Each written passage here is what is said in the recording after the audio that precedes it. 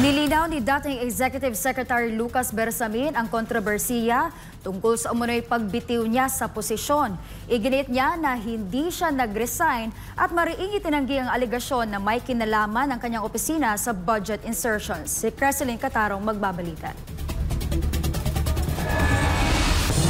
President Ferdinand R. Marcos Jr. has formally accepted the resignations of Executive Secretary Lucas P. Bersamin and Department of Budget and Management Secretary Amenah Pangandaman.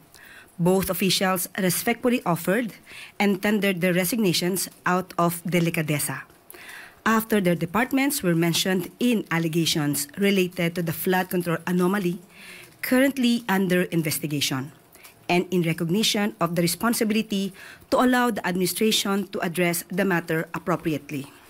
Ito ang anunsyo ni Palace Press Officer at Presidential Communications Undersecretary Claire Castro noong Lunes. Ngunit sa isang panayam nitong Miyerkules, ika-19 ng Nobyembre, mariing itinanggi ni dating Executive Secretary Lucas Bersamin ang pahayag ng Malacanang na siya ay nag-resign. Masarap pakinggan, yung out of delicadeza. Pero hindi naman totoo yan. Hindi ako nag-resign. The only letter that I sent regarding my position na wala na was that letter I signed yesterday late afternoon. Na sinabi ko, I bow to the prerogative of the President. Yung submit to the prerogative of the President to replace me. Kasi that is the nature of my tenure at the pleasure of the President. So wala, I will not also validate na may resignation ako kung wala.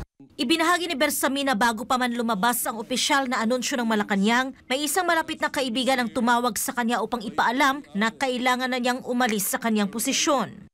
Somebody, a close friend of mine, at least as far as I know, called me up in the morning, mga siguro before 12 o'clock, to tell me na I am to leave as Executive Secretary, exit na ako.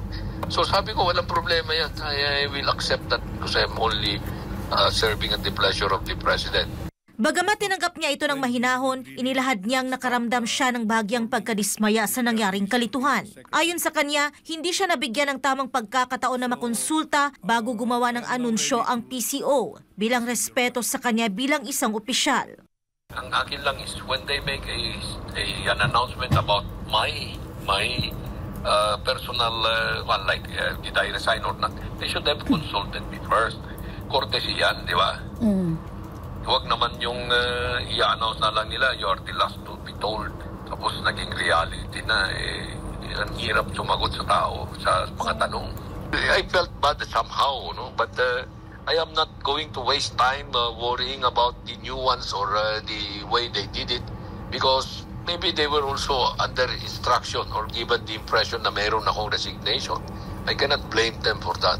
Samantala, mariing itinanggi ni Bersamin ang mga aligasyong may kinalaman ng Office of the Executive Secretary sa budget insertions sa ilalim ng 2025 national budget. Iginiit niya na hindi totoo ang paratang na siya at si dating DPWH Secretary Manuel Bonoan ang may hawak ng 52 bilyong piso mula sa 100 bilyong pisong insertion sa 2025 budget. Tiniyak niyang hindi siya nakipag-usap o nagbigay ng direktiba kay Bonoan tungkol sa pondo.